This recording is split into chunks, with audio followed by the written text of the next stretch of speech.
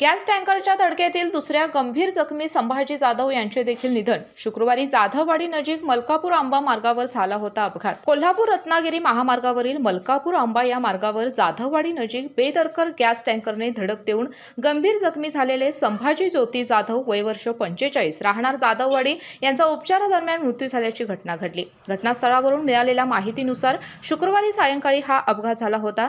याच अपघातात दिनेश सुतार हा युवक जागीच ठार झाला होता, तर संभाजी जाधव गंभीर जखमी झाले होते। अन्य तिघेजण किरकोळ जखमी झाले होते। कोल्हापूर रत्नागिरी महामार्गावर शुक्रवारी सायंकाळच्या दरम्यान गॅस टँकरने भरधाव वेगात जात असताना दुचाकीवरील गणेश सुतार त्याचबरोबर 2 रिक्षा व रस्त्याच्या शेजारी उभे असलेले नागरिक यांना धडक दिली होती।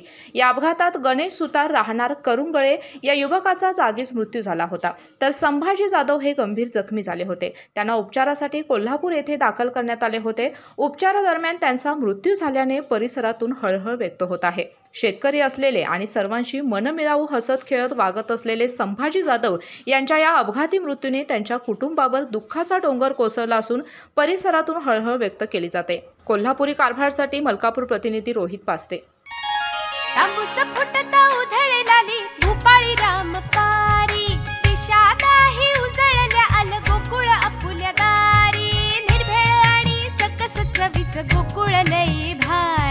गोकुळ दूध आणि दर्जेदार दुग्ध उत्पादने। चव आहे कोल्हापुरी। गोकुळ लई भारी।